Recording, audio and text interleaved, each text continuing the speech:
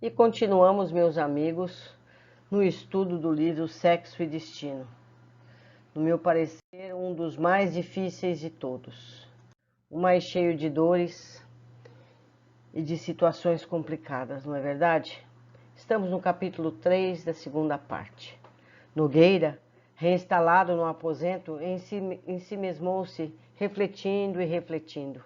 Lá fora, a noite de chumbo, e com ele o silêncio, apenas entremeado pela respiração sibilante da filha. Se fosse unicamente Salomão, o interventor inesperado, pensava cismarento, talvez não se permitiria maior detenção no assunto. Aquele vendedor de remédios que lhe confidenciara os sucessos da noite, inspirando-lhe, aliás, gratidão e simpatia. Parecera-lhe excelente pessoa. Entretanto, na simplicidade bonachona com que se apresentava, poderia não passar de crente de boa-fé, lamentavelmente embiocado na superstição. Agostinho, no entanto, agitava-se-lhe o espírito. Comerciante abastado, instruído, não se deixaria enrolar em tapeações. Conhecia-lhe a agudeza de raciocínio, honestidade. Além disso, possuiria ocupações mais vantajosas em que aplicar a atenção e o tempo. Que doutrina aquela, capaz de induzir um cavalheiro dinheiroso a entrar em prece num quarto de hospital, chorando de compaixão por arrasada menina à beira da sepultura?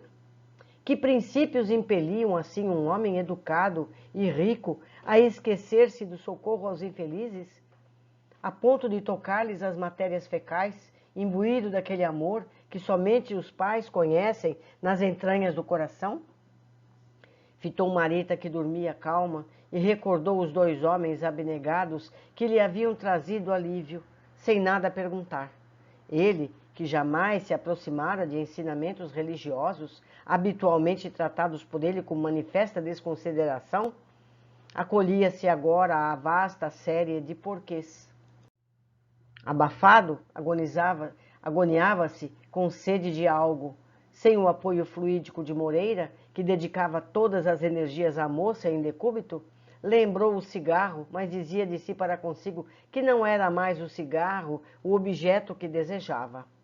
Aspirava a sair, correr ao encontro de Agostinho e Salomão, a fim de perguntar-lhes pela fé em Deus, anelava inteirar-se de como conseguiam entesourar tanta crença.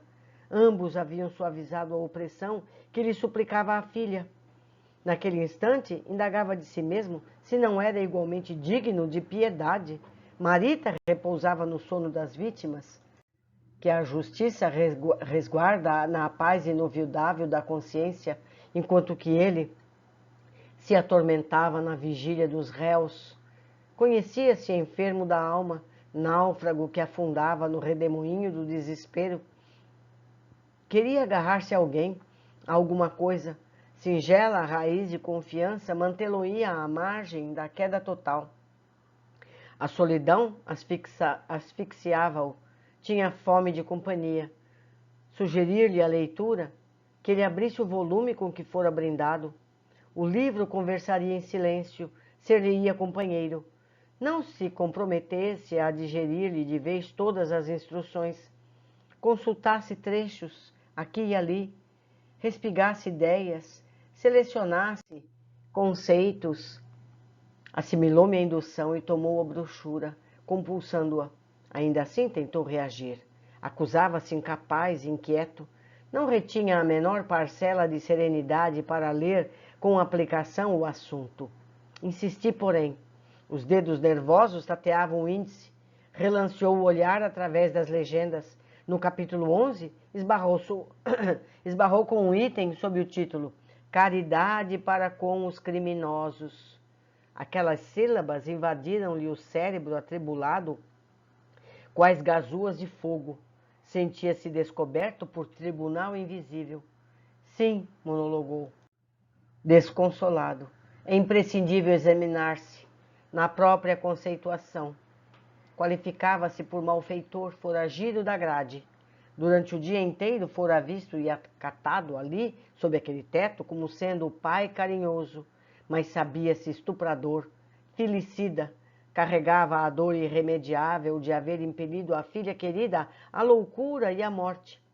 Que condenações enfileiraria aquele volume contra ele? Merecia escutar a própria sentença junto daquela que lhe caía sobre o golpe aniquilador? Procurou a folha indicada e, oh, surpresa! O livro não lhe amaldiçoava a presença. Leu e releu, chorando aquelas frases que resumavam brandura e entendimento.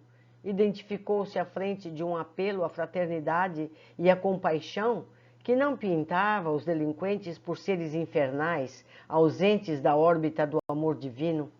A pequena mensagem concitava a tolerância e terminava rogando preces a benefício dos que sucumbem na voragem do mal. As lágrimas borbotavam-lhe mais profundamente nos olhos. Aquelas palavras chamavam-no à razão. Percebia que o mundo e a vida deviam estar banhados de profunda misericórdia. Classificava-se por matador e achava-se ali, reconsiderando o próprio caminho com suficiente lucidez para analisar-se e pensar. Aquele primeiro contato com as verdades do espírito fendia-lhe de alto a baixo a cidadela do ateísmo, com a sofreguidão do sedento que atravessa longo deserto, mortificado de sede. Atirou-se aos trechos de cujos caracteres ideias esclarecedoras e balsâmica vertiam, sublimes, lembrando torrentes de água pura. Esquadrinhou vários temas.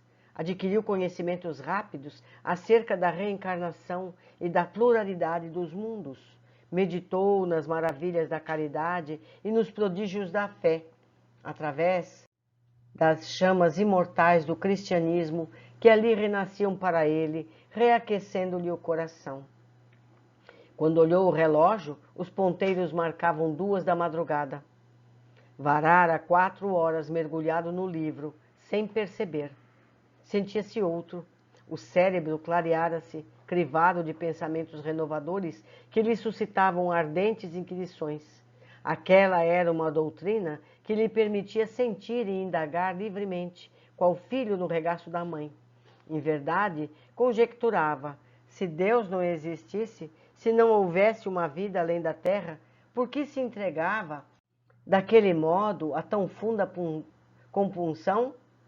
Que tudo na existência acabaria em animalidade e lodo? Que razões lhe ditariam o suplício moral diante da filha que lhe inspirava contraditórios sentimentos? Amava tanto aquela menina desventurada. Por que não lograra sustentar-se na posição de pai, infesso aos impulsos do sexo? Que forças o haviam arrastado até a condição do verdugo em que se aviltara? A ideia da reencarnação relampejou-lhe na cabeça. Ele e ela remanesciam das experiências anteriores, indubitavelmente, algemada a dominadoras alucinações afetivas, teriam vivido no passado, padecido e chorado juntos. Aquela devoção por Marita era para ele comparável ao iceberg, que mostra reduzido fragmento, ocultando o peso enorme da vastidão das águas. Naquele momento, algo lhe dizia na acústica do espírito que ele, Cláudio, a trouxera de novo para o mundo através da paternidade, a fim de orientá-la para a limpeza e a abnegação. A sabedoria da vida restituía-lhe o carinho no sorriso filial, por algum tempo, para que retificasse os erros do tirano amoroso que deveria ter sido em épocas passadas, e as paixões cujos rescaldos lhes calcinavam agora o coração, as realidades dos destinos que lhe alteavam o pensamento, belas e difusas, como o brilho dos raios de luz ao fundirem a névoa. Ainda assim, não se desculpava. Reconhecia ter agravado os próprios débitos. Entrevendo as realidades da vida além túmulo, apelava para os amigos que vira partir, que se apiedassem dele e de Marita, que suplicassem a Deus para trocar-lhe a existência dele pela dela. Ele, que se classificava pai criminoso, expiaria do mundo espiritual as próprias faltas, para em seguida renascer na terra, mutilado, ressarcindo os débitos contraídos, que ele se afligisse, expungindo as nódoas da alma. Entretanto, que a filha vivesse, que fosse feliz, e se lhe cabia continuar ainda no mundo, transportando no peito a angústia daquela hora, que a deixassem mesmo assim abatida e muda em seus braços, teria forças para carregá-la, seria apoio e refúgio. Que ela ficasse, que se lhe desse oportunidade de transfigurar junto dela todos os caprichos de homem rude, que em manifestações de amor puro, aconchegá-la-ia de algum modo ao coração, obteria uma cadeira de rodas, conduzi-la-ia a qualquer parte, acolheria sem reclamar quaisquer obstáculos. Entretanto, implorava a providência de vida poupasse Marita ao gládio da morte, para que não faltasse a ele o ensejo de reajuste e reparação. Abracei-o, sugerindo-lhe esperança, que não esmorecesse, confiasse. Quem estaria na terra sem problemas? Quantos daquela mesma hora, em outros lugares, se achariam em lutas semelhantes? Aquele volume que lhe sacudia o pensamento se mantinha ali, qual sinal de trânsito na estrada do destino. Valia interpretar o remorso por marca vermelha, suscitando parada. Conviria frear o carro dos próprios desejos e pensar. Todos atingimos um dia a reconciliação com a própria consciência, que não desertasse da luz que lhe acendiam na marcha. Compreendesse que a lei de Deus não se afirma em condenação, mas sim em justiça, e que a justiça de Deus nunca se expressa sem piedade. Que ele meditasse, concluindo que se nós outros, os homens imperfeitos, já conseguimos adicionar compaixão à justiça, por que motivo Deus, que é o amor infinito, haveria de exercê-la implacável? Ali transpunhamos a escuridão da noite. A alvorada não tardaria, e com ela o sol diurno, que chegava sempre novo. Que levantássemos todos os sentimentos para a renovação que começava. Moreira, que eu me avistava enlaçado a ele, endereçou-me ansioso olhar, como a inquirir pelas ideias que eu lhe insuflava. Antes, porém, que me visse substituir, cioso do lugar de conselheiro que me permitia ocupar, apelei para Cláudio, inclinando-o a iniciar ali mesmo a obra reparadora. O bancário não vacilou. Fundamente enternecido, levantou-se, caminhou na direção da cama e ajoelhou-se à cabeceira. Confessava a si próprio que pela primeira vez depois de muito tempo fitava o semblante da filha, sem que a mais leve tisna de fascinação sexual lhe alterasse os sentimentos. Tremeu-lhe o coração atormentado. Acariciou-a com a espécie de ternura que jamais experimentara. Deixou que as próprias lágrimas lhe orvalhassem o rosto e suplicou em surdina: perdão, minha filha, perdão para seu pai. A rogativa desfaleceu na garganta, que os soluços amargavam. Marita evidentemente não respondeu. No entanto, o afago paternal instilou-lhe energia diferente. E tanto Moreira quanto eu próprio registramos espantados o gemido que ela desferiu, denotando os sinais de retorno a si mesma. Cláudio, esperançado, desligou-se. O carinho impregnava-lhe nele de súbito respeito. Intimamente comparou aquele afeto imaculado que lhe nascia ao lírio alvo que despontava num charco.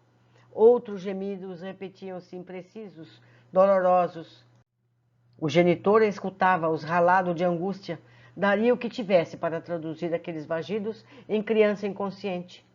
Conjecturou, porém, que eles exprimiam padecimentos físicos inenarráveis e agoniou-se em choro convulsivo. O ex-vampirizador, transfigurado em servo diligente, ergueu-se presto e veio abraçá-lo no intuito de propiciar-lhe reconforto. Mas notei que os dois amigos jaziam agora, perto e longe um do outro, juntos por fora, distanciados por dentro. Ombros unidos e pensamentos opostos. Moreira fora atingido pelos acontecimentos. Mas não tanto. Patenteava enorme afeição por Marita, lutava por ela, mas no fundo não escondia o propósito de seguir controlando Cláudio, no resguardo de seu próprio interesse, identificando o parceiro tocado no coração pelos sentimentos edificantes que a leitura lhe sugerira, revelava o desapontamento semelhante a um pianista que surpreendesse o instrumento favorito com as teclas mudas.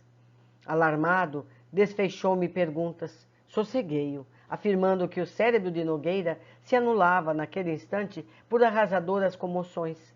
Entanto, no íntimo, certificava-me de que ele havia dado um passo adiante e de que o companheiro menos feliz deveria levar-se no mesmo diapasão para desfrutar-lhe a convivência, se não quisesse perder-lhe a companhia. A mente do bancário emergia daquelas horas reduzidas de estudo compulsório sob a tormenta moral. Ao jeito de paisagem, quando varrida a terremoto, nenhuma analogia com o que era antes. Em razão disso, enfadava-se o outro, melindrado, triste. Mesmo assim, Moreira retomou ao trabalho de manutenção da jovem prostrada. Nisso, porém, chegaram 2 auxiliares, Arnulfo e Telmo, que vinham da parte do irmão Félix colaborar no auxílio à menina. Ambos simpáticos e espontâneos. Apresentei-os a um mantenedor magnético, surpreso, cuja posição espiritual reconheceram, de pronto. Contudo, na gentileza característica dos corações generosos, envidaram todos os esforços para não constrangê-lo com qualquer linha divisória de tratamento. Rodearam-no de otimismo e bondade, qualificando-o de categoria de colega inestimável. Na antevéspera, aquele irmão, que se avalentoava no Flamengo, não aceitaria tal camaradagem. Todavia, Marita ali respirava, entre 2 mundos, fatigada, dispineica. Por Marita, suportava as alterações, sofreava os impulsos.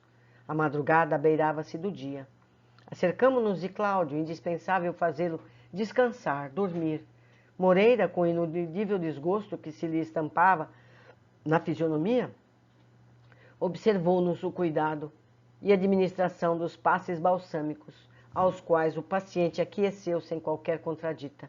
Aliás, é de mencionar-se a sensação de alívio com que Cláudio nos respondeu ao toque sugestivo. Acabava de viver minutos de martírio inominável. Aspirava o repouso, mendigava a esmola de paz. Todavia, enquanto se lhe exalavam os nervos tensos, à pressão do sono que lhe impunhamos, brandamente Moreira a tudo assistia, no crescente desagrado da pessoa que contempla a agitação e a mudança de sua casa, conturbada em serviços de reforma que não pediu.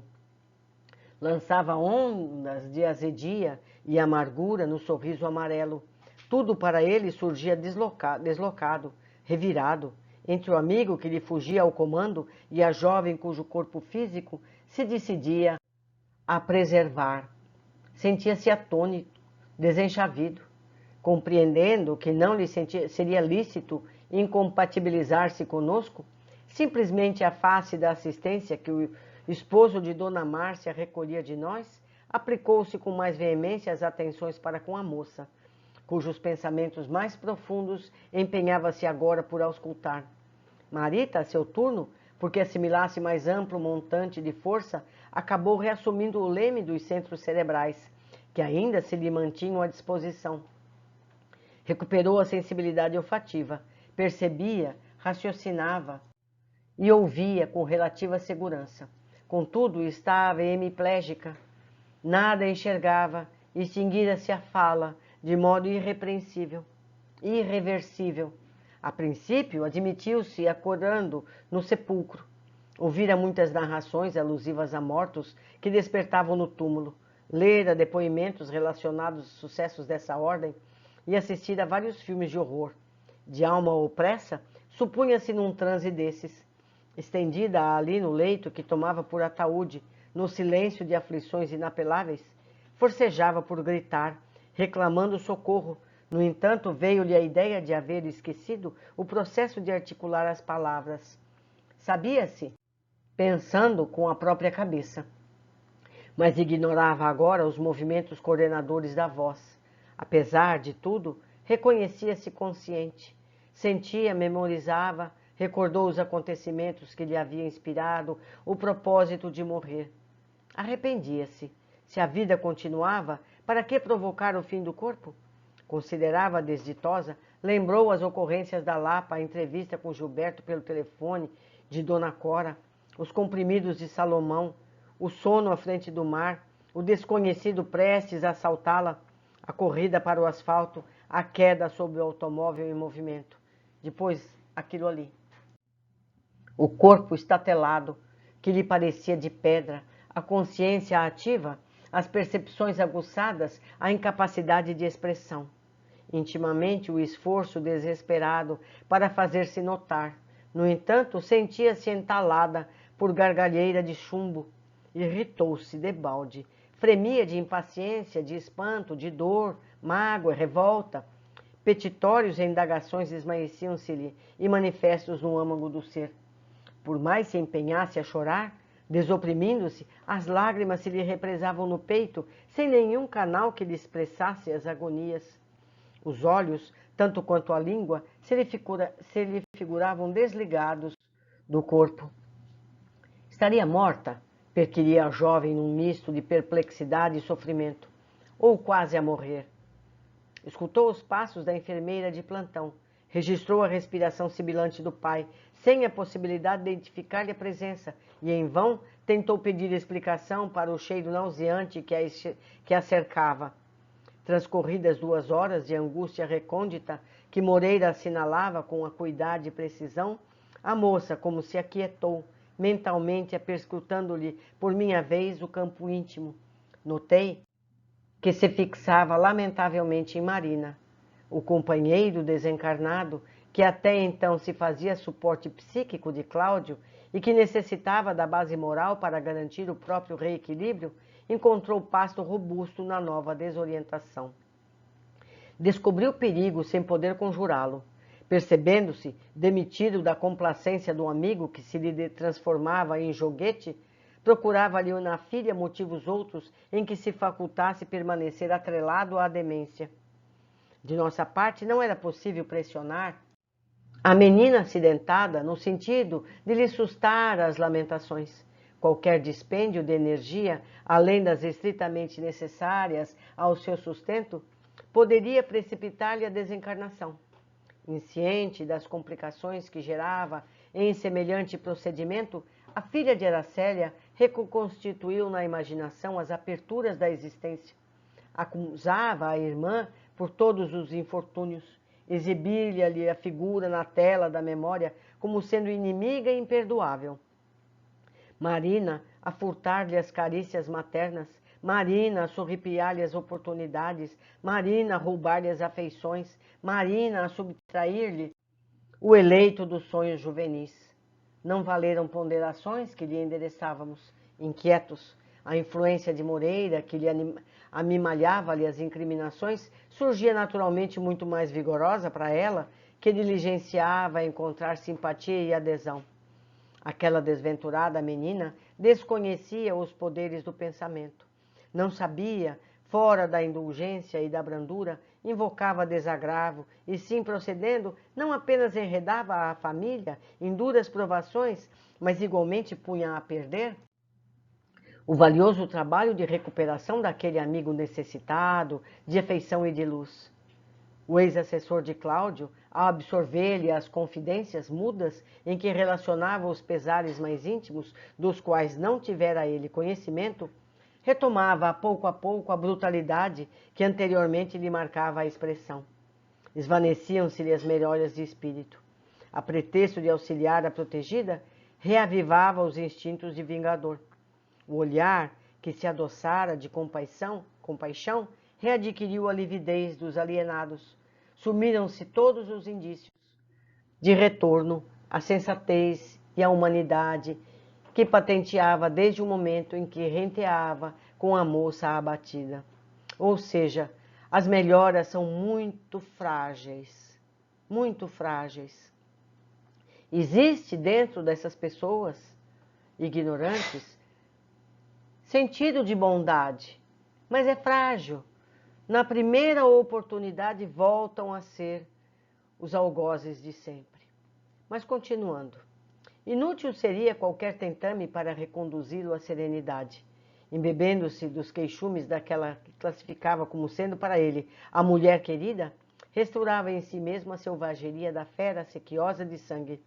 Respondendo-nos às petições de calma e tolerância, clamava que não, ninguém o faria renunciar à guerra pela tranquilidade daquela que amava.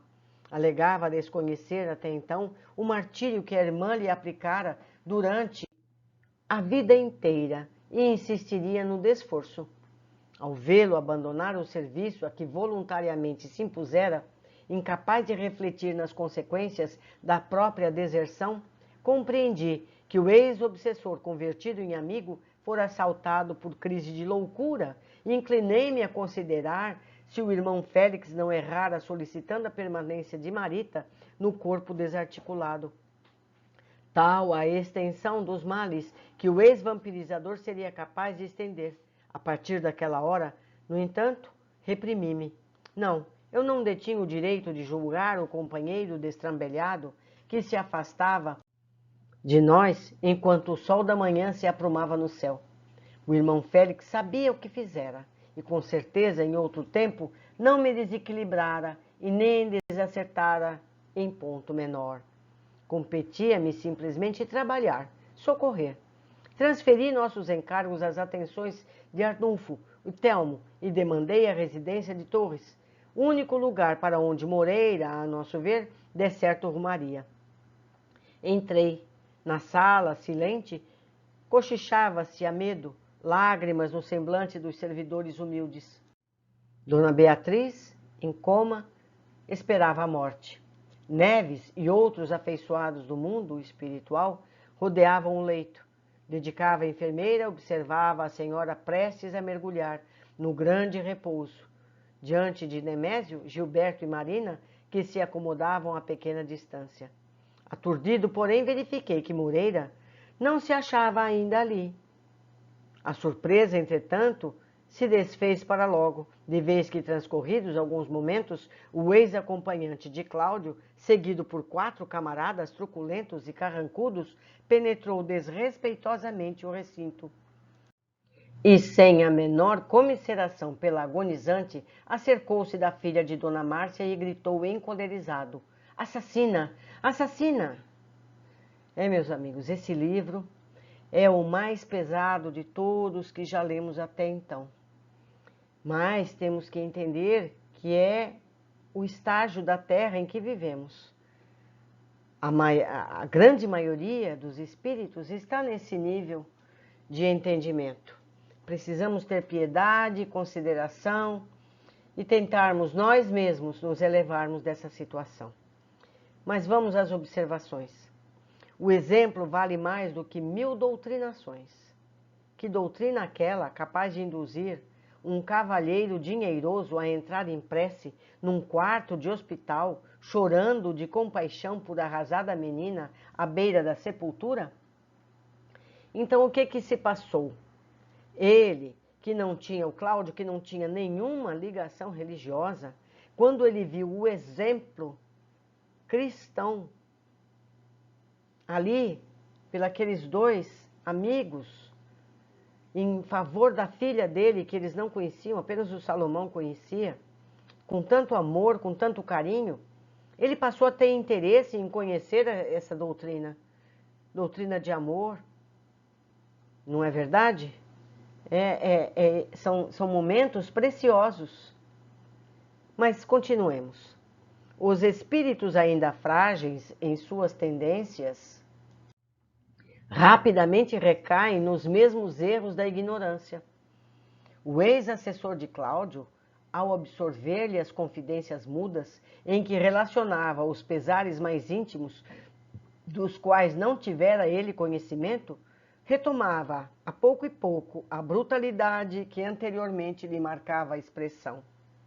Marita, estimulada pelas vibrações de Moreira, e este, realimentado pelos pensamentos de ciúme para com a irmã, ambos acabaram baixando padrões frágeis de elevação. Esvaneciam-lhe as melhoras de espírito. A gente sabe que a evolução não dá saltos, mas sabemos também que todos temos bondade em algum ponto da nossa mente. Ninguém é completamente mau, não é verdade? Então, esse espírito, ele se sensibilizou pela situação da moça, que de uma forma ou de outra ele amava, e elevou o seu padrão vibratório. Mas quando ele foi tocado pelas vibrações da menina, ele voltou a ser o que era até então. E graças a esse comportamento dos dois, Marita perdeu o que ela tinha adquirido. As melhoras dela recuaram. Vamos aprendendo, meus amigos. Nós vamos aprendendo com a dor que descrevemos, não é verdade? Nós estamos percebendo como as coisas funcionam. Que nos sirva de lição, que tenhamos sempre disciplina para os nossos sentimentos, para que não nos aconteça algo semelhante. Deixo aqui meu e-mail, a forma de fazer em contato. Eu conto com vocês para que possamos estudar juntos. Podem também escrever na área de comentários aqui mesmo do YouTube. Uma alegria ter estado com vocês. Aguardo a todos no próximo capítulo.